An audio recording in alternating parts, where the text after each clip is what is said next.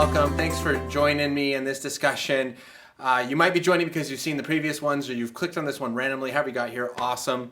We're going to continue a conversation that has been a lot of fun. And one thing I love about making these YouTube videos and having these conversations with you is that after posting videos, I get some responses, I get critiques, I get suggestions, and then I'm able to incorporate those in future videos and continue thinking through this a little bit deeper. Because again, my goal is to help you think through these issues, provide some thought processes or ways of thinking, I guess you could say, and then, hey, when someone offers some new ideas, kind of adjusting that or helping think through those ideas as well. So the last two videos in this kind of short series have been on this identity of transgenders in the Bible, and that was an objection that came to a student and I'm helping respond to. The first one, we looked at how to ask good questions. Second video, last one, we talked about what do we mean by gender to start with. And this one, we are gonna look at some examples of transgenders in the Bible that have been given in this article that I read from on thedailybeast.com. What does the Bible teach about transgender people?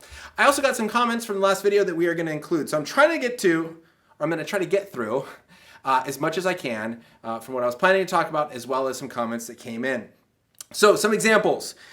This article that I mentioned last time, the link I'll put below again, gives the example of the patriarch Jacob. And it says here, example, the patriarch Jacob is clearly gendered female in comparison with his twin brother Esau. Esau is hairy, Jacob is smooth. Esau is a hunter, Jacob stays in the tent and cooks. Esau is favored by his father, Jacob by his mother, and yet Jacob is chosen to become Israel, the father of a nation. Now I want to really think through this example as the first one given of a transgender in the Bible, because it's interesting. He says, well, Jacob didn't have hair. Well, because you're not hairy like someone else, that therefore makes you, according to him, that he is clearly gendered female in comparison with his brother.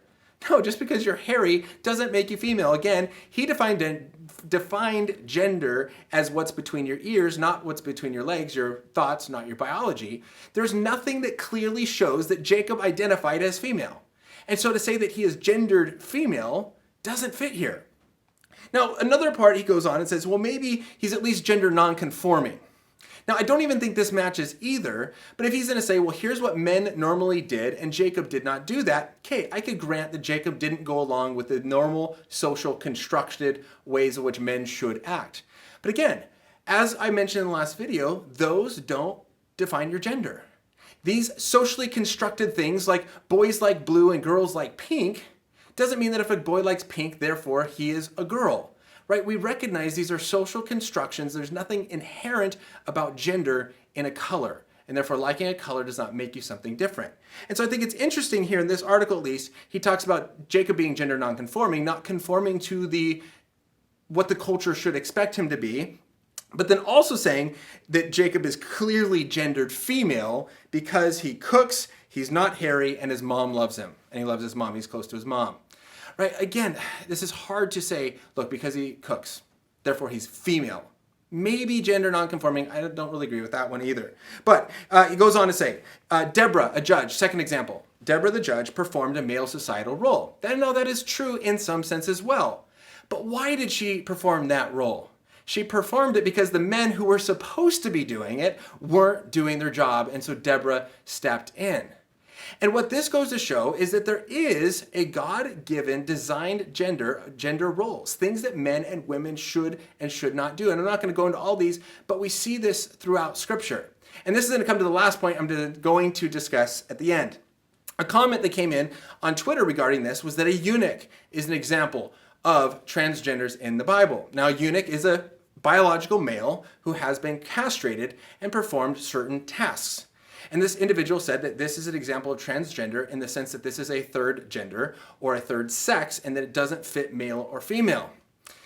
Now again, this is important how we're going to define gender in this context, because here is a biological male that was castrated. Now does that mean that you're now become a different gender? Well, maybe the culture decided that, but here's where we get to the last point, and I think that this is important. And I often ask this question for marriage, but I'm going to ask it with gender. Is gender like gravity? Or is gender like monopoly? And here's what I mean by this. Let me put this down. I think I'm done with it. Is gender something that is created completely 100% by society and we can make it whatever we want? Or is gender something that is built into the universe by the Creator, and therefore whatever you believe about it, it doesn't change. For example, we can't redefine gravity. We can't decide as a society we don't like gravity and somehow make gravity disappear. It doesn't work that way. Gravity and reality doesn't change according to our laws. And so if you have a culture that says, I don't believe in gravity, that doesn't mean gravity disappears. It means that that culture is incorrectly understanding the way things work. You can't create laws and changes. And this is why this issue comes down to a worldview issue, one that people don't often talk about, right? This is a worldview issue. If you don't believe in God, then yes, gender is 100% completely socially constructed. We make it, define it however we want. The biblical view, though, the Christian worldview says that God has created us male, female. We see male and female throughout Scripture, not other things. We do see distortions of that, absolutely, but nowhere in Scripture does it say, now you go and do likewise. Now you also go castrate people. It doesn't say that. We see descriptions of what was happening in Roman culture or Israelite culture or different cultures around the world, but this doesn't mean that that somehow changes the way reality works. Yes, there may have been cultures where people acted in different ways, but it's not saying you go and do likewise, and the way that we act doesn't change reality. So from a Christian view, God creates male and female. He does give gender roles that are explained all throughout Scripture as how men and women should act in that gender role. This is an objective fact built into reality by God the Creator, and therefore, by us deciding to define words differently or to change it, we don't have that ability in the same way we can't change gravity. But if the Christian worldview is not true, if God doesn't exist, then yeah, it's not built into reality. We get to make it whatever we want. And so what we often have to come back to is this question, which worldview is true? If the Christian worldview is true, then the way the Bible describes it is true. Are there some people that go outside of a normal societal, socially constructed gender role? Absolutely. But this doesn't mean that there are more than two genders. And this is the big point of that question. So hopefully, again, I'm helping think through this. I know there's going to be a lot more questions, maybe even some pushback, and I'm encouraged by that, and I want to welcome that in the sense of I want to continue helping people think through this critically, and helping myself understand different sides better. So there's hopefully a beginning to start to think through this worldview comparison, this worldview difference when it comes to the topic of gender.